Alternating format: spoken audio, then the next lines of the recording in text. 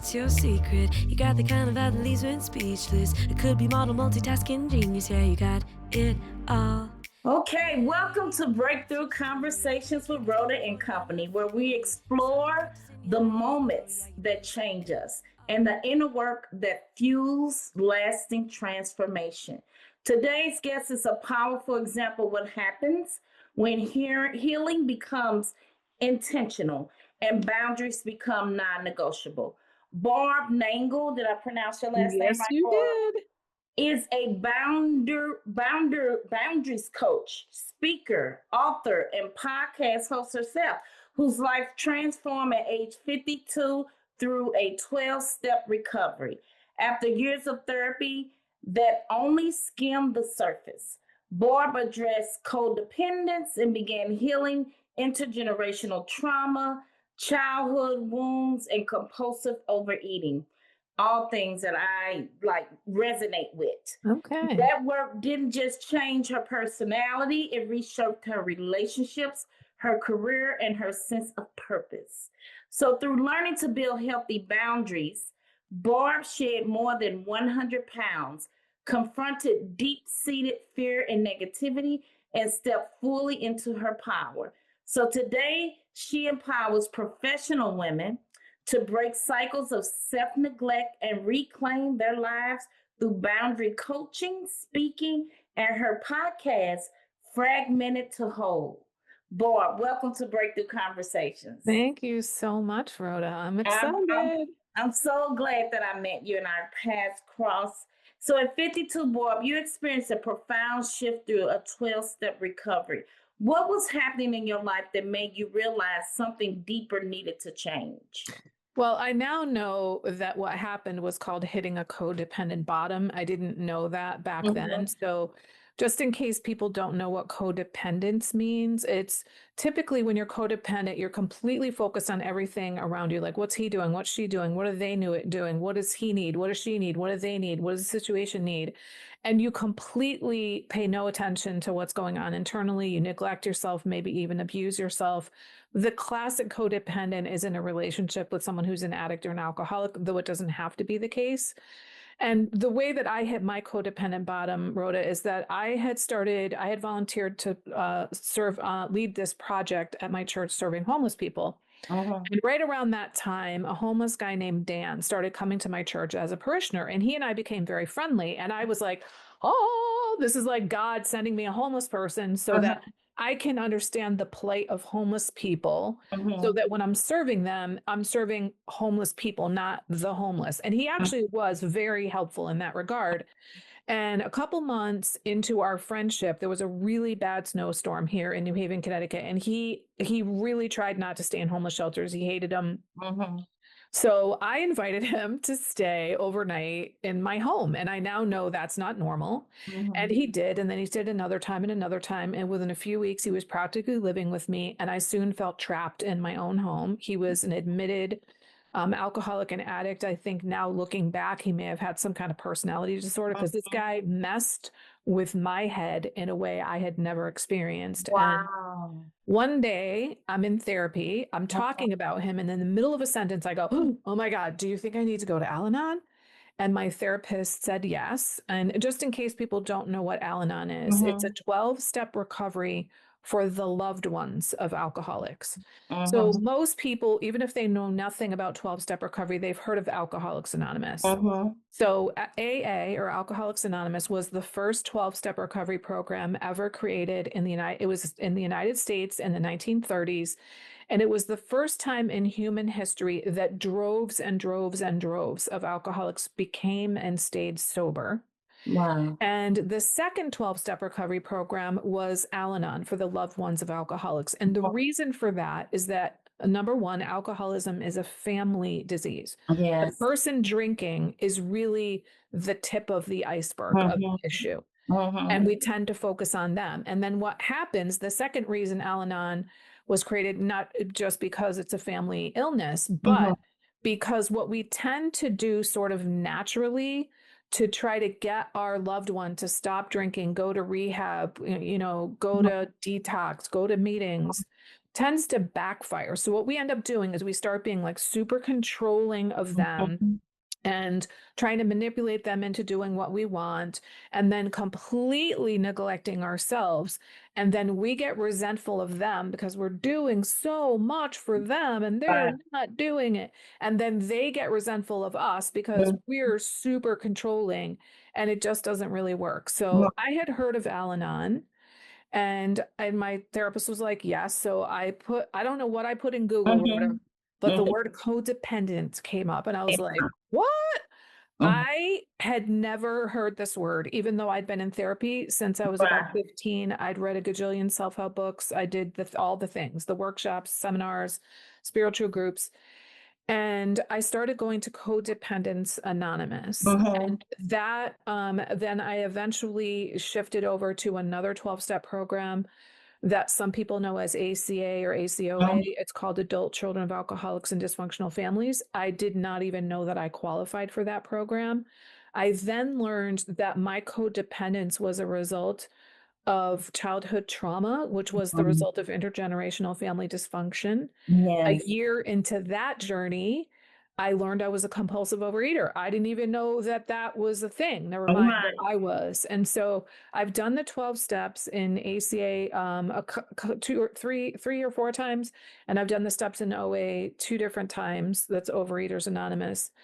And they've really revolutionized my life in ways that nothing else ever did.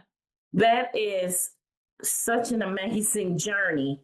And the fact that you are here to tell the Mhm, story, mhm. because it could have been very different Right. Yeah. had you not, been triggered to, Right. to And I didn't even mention I drank abusively until I was in my early 40s, and I just sort of stopped. I smoked weed for Mhm. decades by Mhm. the ton.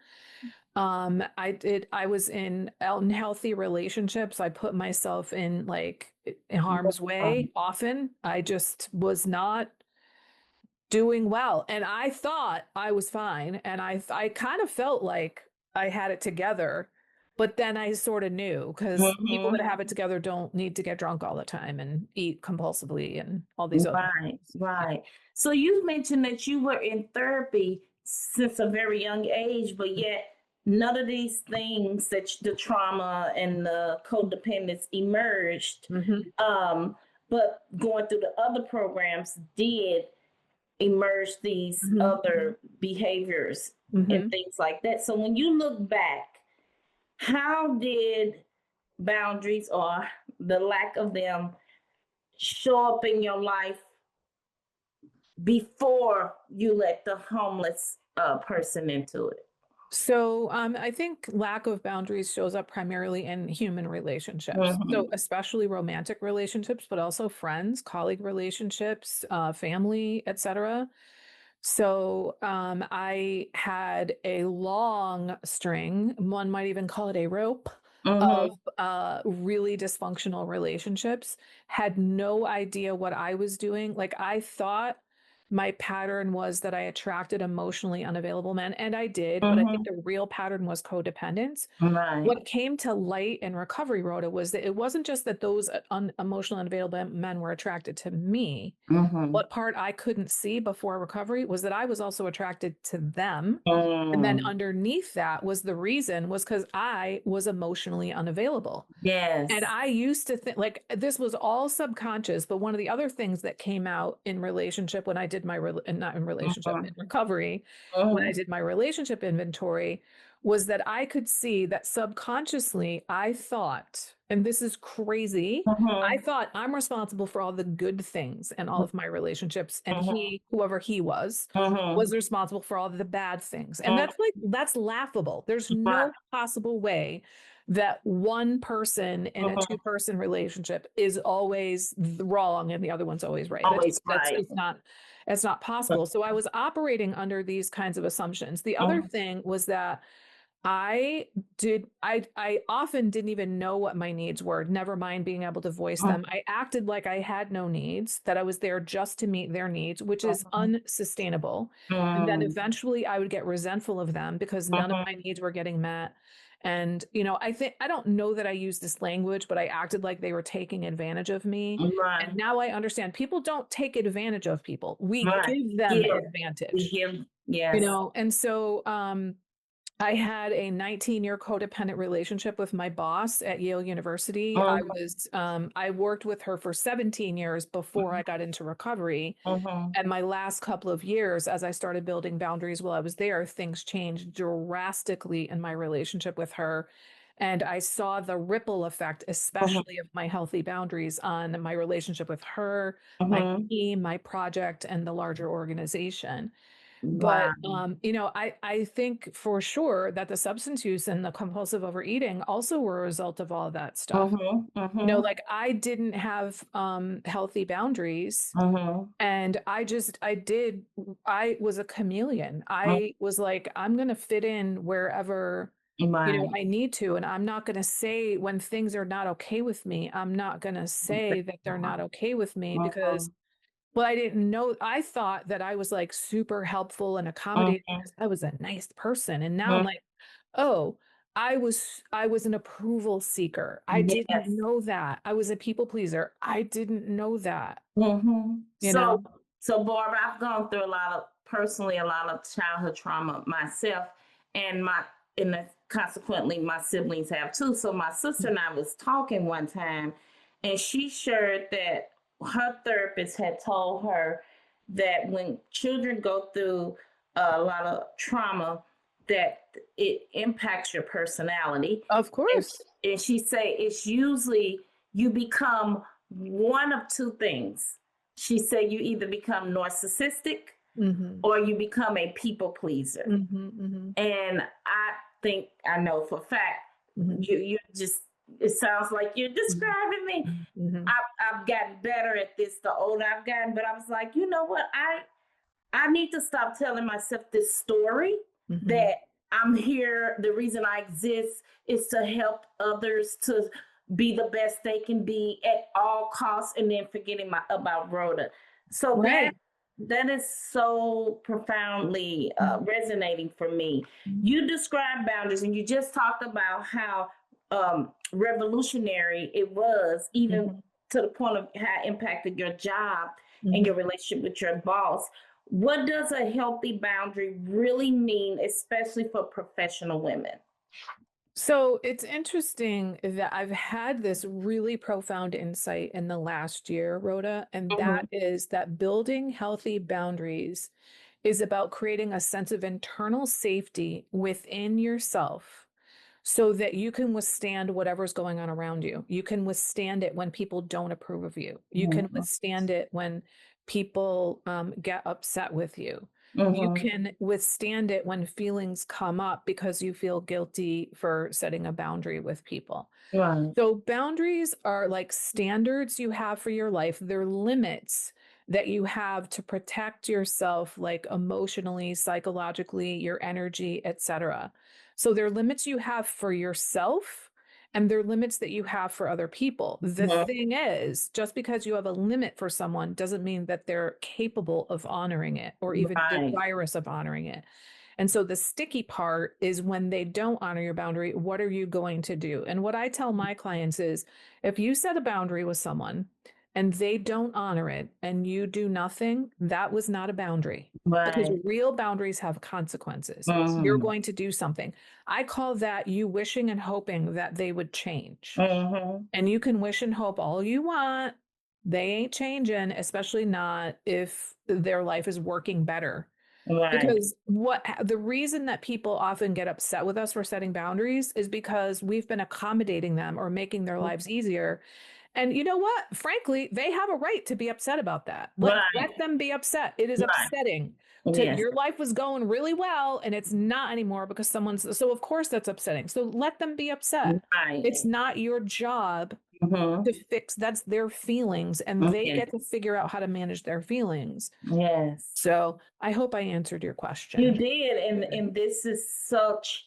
I pulled this out when you were talking. It just stuck with me. I'm gonna call it a Barbism. Real boundaries have consequences. Yes. Oh, that is so powerful for those that are Mhm. listening or Mhm. perhaps watching. Mhm. Remember what a boundary really means. And Barb did such an eloquent job describing their standards and limits that you put in place to protect yourself. And Mhm. even if you put them in place, it doesn't mean that others have the capacity Mhm. or even the care to Mhm. honor them, but Mhm. it's your job to honor them. And if it's Right. upsetting for them, that's a them problem and not a you Right. problem. Right. Wow. So many women, Barb, equate boundaries with being selfish or unkind, or even we feel guilty. We Mm. find it to be very difficult. How do Mhm. you help your clients reframe that belief? Yeah. So I would say the number one question that I get is how do I set boundaries without guilt and shame? And I had another reframe in the last couple years, and that is that the guilt that we feel is proportional to the amount that we abandon Mhm. ourselves. So when we keep abandoning ourselves by basically kowtowing to other people, but bending over backwards and catering to other people, we're abandoning ourselves. We feel guilty because to us, being self-abandoning is like you're being a good person. Like I'm Mhm. being selfless Right. or Mhm. something like that. And it's not possible to be without a self. That's what the word Right. selfless means. You can't de-self yourself. Right. You can't go without a self. And so the way to stop feeling the guilt is to stop abandoning yourself. And the way that I teach that with my clients, Rhoda, is I have them before we even start coaching, they go through an exercise to determine their top 5 values. And then they use those values as sort of like guideposts or Mhm. guardrails for how to make decisions in their lives and where and when to set boundaries. Because what a lot of us do, like I thought I was a woman of integrity. No, I wasn't. Not Mhm. only did I lie about like cigarettes and drugs and alcohol and Mhm. relationships, I lied a lot in the people pleasing department. Mhm. And so a lot of us think that we're women of honor and we're not. So when we Mhm. start setting boundaries and making decisions in alignment with our values, it's like we're bringing ourselves into integrity with Yes. ourselves.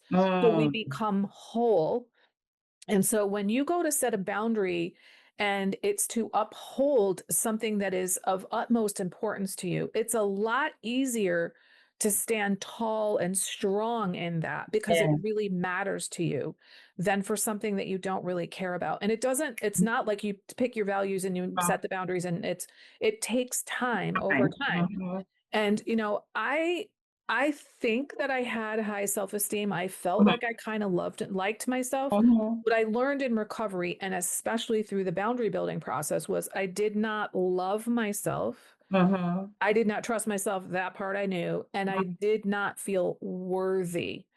But the boundary building process is essentially learning, what do I like, want, need, and prefer? What's Mhm. okay with me? What's not okay with me? Where do Mhm. I end and other people begin? If Right. you don't know yourself, you don't know the boundaries of you. Yes. So it's a process of getting to know yourself, and you make adjustments. You make Mhm. guesses about, like, I think this is going to work for me, but I'm not really sure.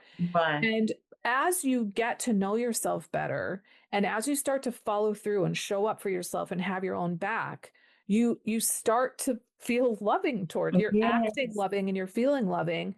And then you start to truly feel worthy and you build trust with yourself. You know, I can count on myself no matter how someone responds to this. Right. I know that I'm going to stand tall and strong for myself and have Right. my own back, which I Mhm. just didn't do before. Mhm. So the whole process is really profound. And the idea, like, I feel like something big fell into place when I had this realization that boundaries are about creating a sense of internal safety. Yes. And it's also, and the reason it is because we Mhm. become securely attached to ourselves. So Selves. Mhm. I'm not an attachment expert, Mhm. but I do know enough about attachment to know, like, we have, anxious attachment, those are Mhm. the chasers.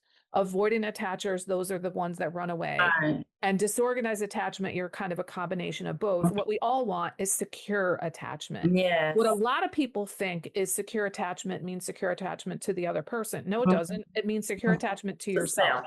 Well, if you want to build secure attachment, work on building healthy boundaries because that is what creates secure attachment.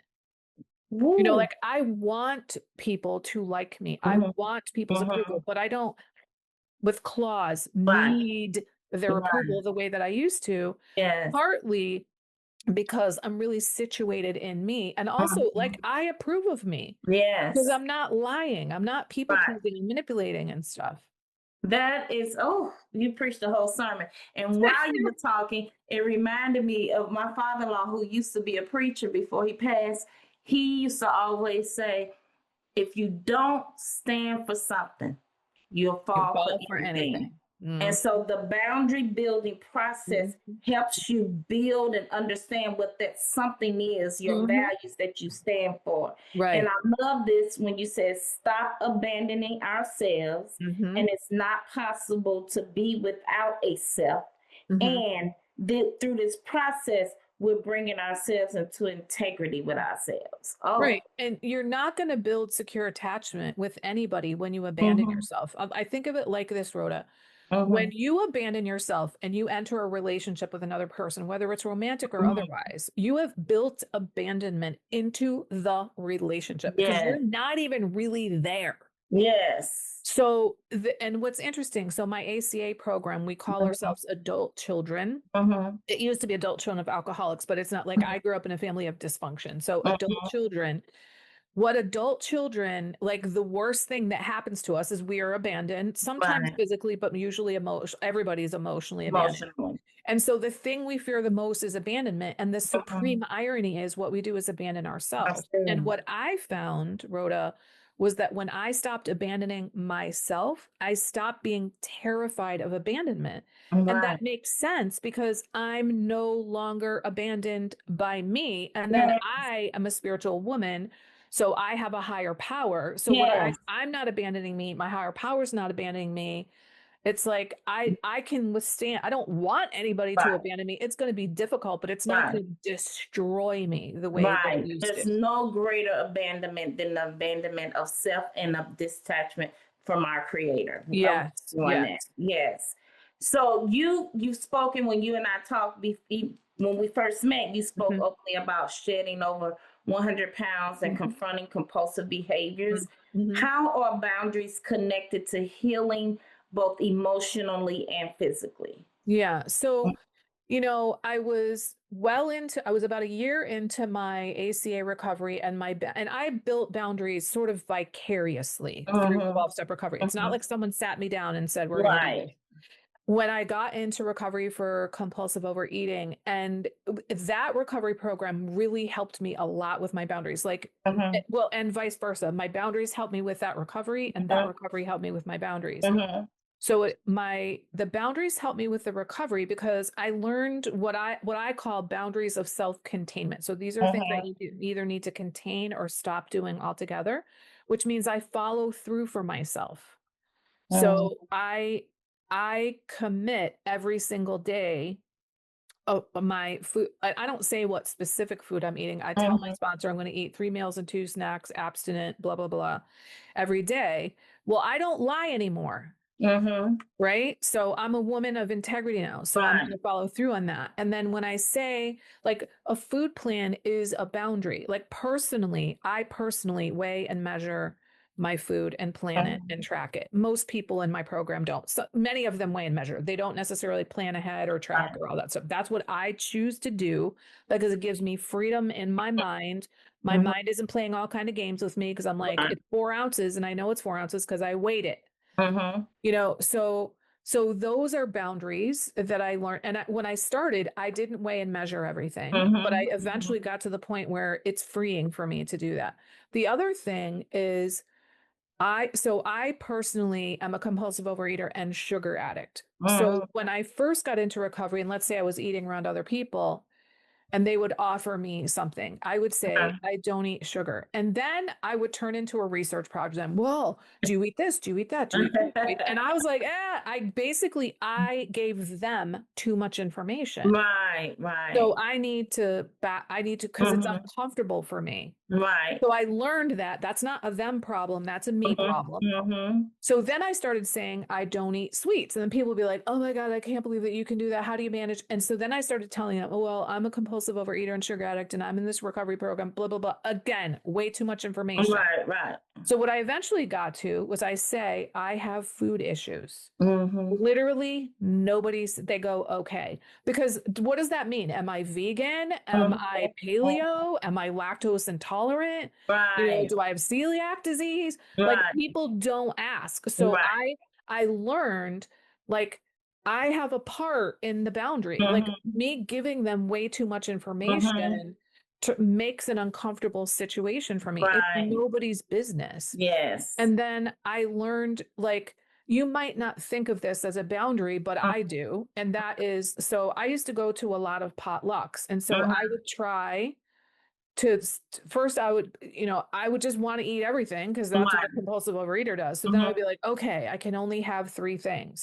And I just wanted more. So then I started being like, okay, when I go to the potluck, I'm going to bring a dish. I'm going to take my portion out of it. And then I'm going to put it on the table or I'm going to bring a dish and only eat my dish, but I'll serve it at the thing. No, I can't. I bring my portion separately before I even get there. And I bring food a lot of places because that's what I need to do to survive. Right.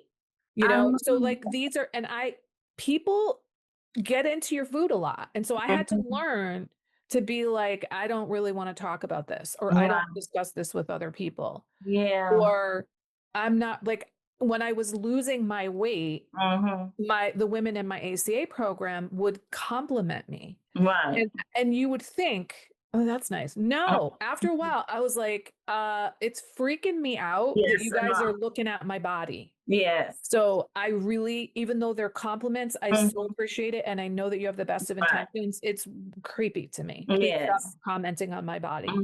And it was like, I could never have said that. I think I would have eaten over that before.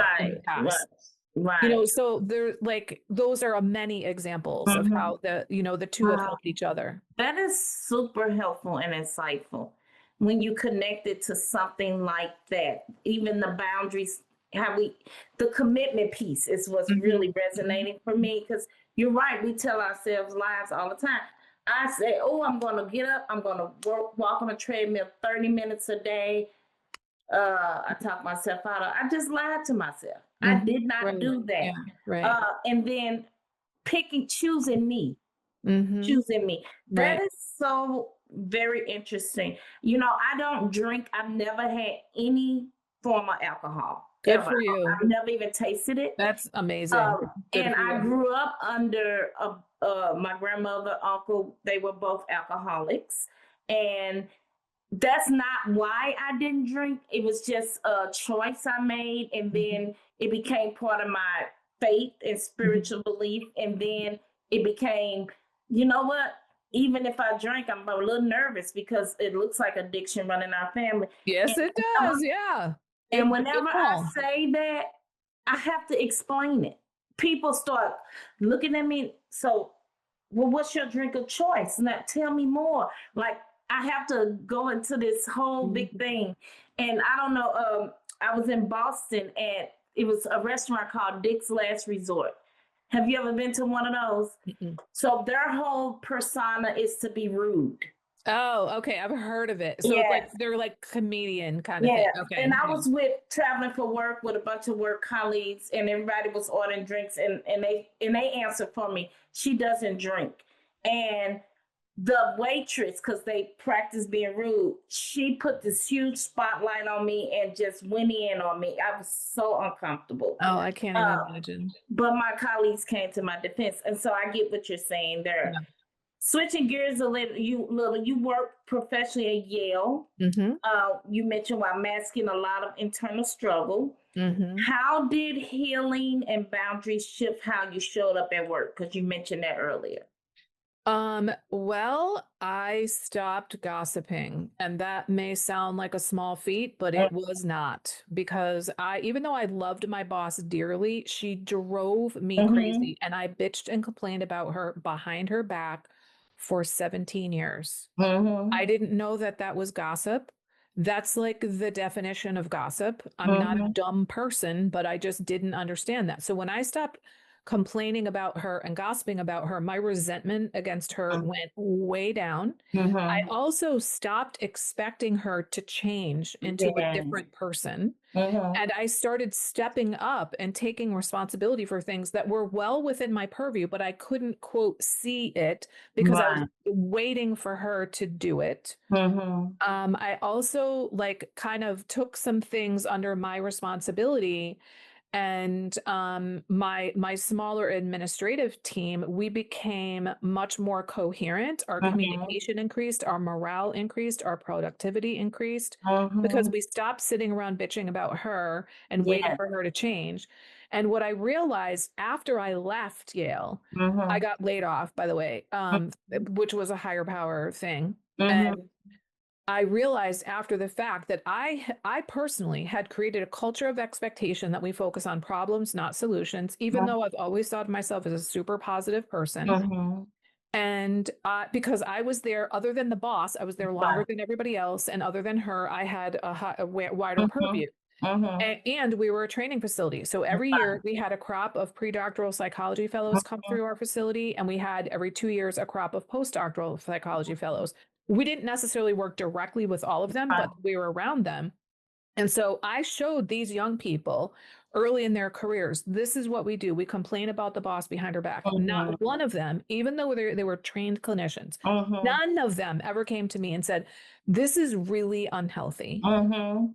And so I helped like create this culture of expectation. We Mhm. blame her, we focus on problems, we don't focus on Mhm. solutions. And I can't even imagine the impact of that over Right. decades for all those people that Right. came through there and their careers. Yes. And so like that is a huge one. I That's it. stopped rescuing people and fixed like my boss. Like I was Mhm. constantly defending her, buffering her from the Mhm. negative consequences of her negative actions, making Mhm. excuses for her. You know, my office was next to her. So people would, Mhm. she would blow people off all the Mhm. time, not show up, not follow through. So Mhm. people would come next door to my office and I would be like, oh, I'm sure she's here. Or let me call her, blah, blah, blah. And I started going like, I don't know where she is. You Wow. should probably call her. Yes. You have to text her. Like Put I the stopped. accountability back on her. Yeah. Right, right. Yeah. Mhm. And it was so freeing to me. I'm like, oh my Mhm. God, look what all this work I've been doing for all Yes. these years that didn't make any changes. All Mhm. it did was make me resentful of her. I don't know if she resented me. I don't know. But I was constantly trying to get her to do things my way. Right. And she never did.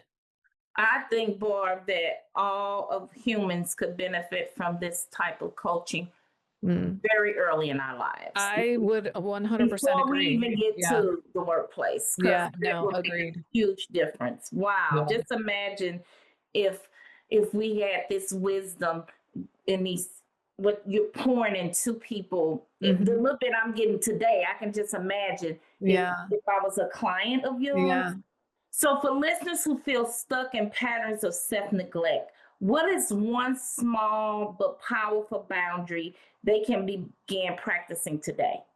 So specifically because you said self-neglect, I would say pick one self-care practice. And when I say self-care, I mean something that fuels you. I don't mean maybe it's putting lotion on, I don't know. Maybe it's getting a massage, but are you going to get a massage every day? What is one little thing you can do every single day that fuels you? So for me, it's prayer and meditation. I meditate twice a day, every day for 10 minutes. I have a whole prayer thing that I do in the morning. I pray every time I eat. I pray multiple times a day.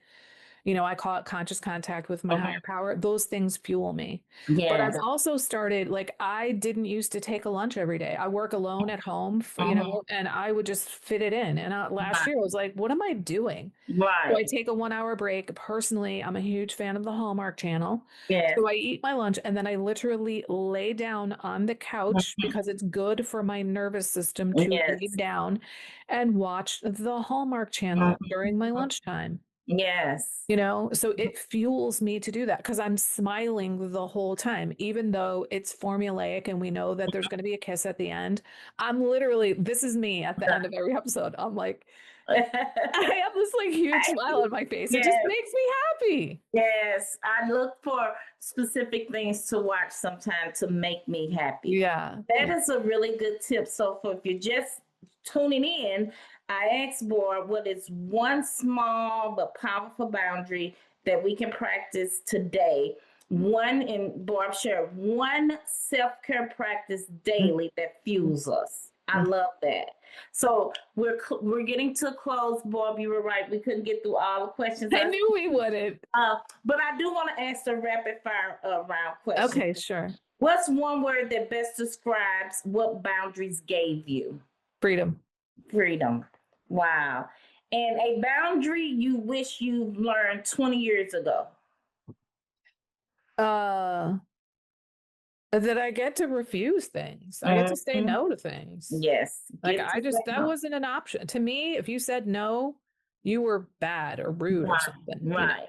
And used to, like, sometimes when I would say no, I would like cringe, especially if I'm on the phone and I'm having to say no. I'm like, okay, yes. Yeah. And then one daily practice that keeps you grounded and whole. Meditation.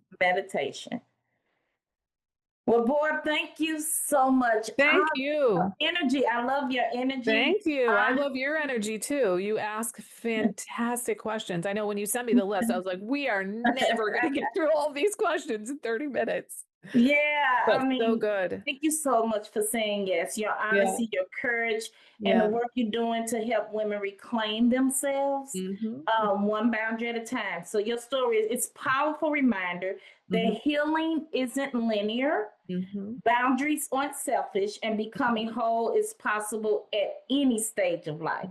So to our listeners, if this conversation resonated, be sure to check out Barb's work at higherpowercc.com and listen to her podcast, Fragmented to Whole. And if this episode sparked something for you, share it with someone who might need permission to say no and choose themselves. Until next time, remember your breakthrough begins when you honor what no longer serves you. Thank you for listening. Hey, what's your secret? You got the kind of vibe that leaves me speechless. It could be model multitasking genius. Yeah, you got it all. Hey, what's your story? A kick-ass mom and 40 under 40. A soccer practice in your high heel glory. Yeah, you do it all.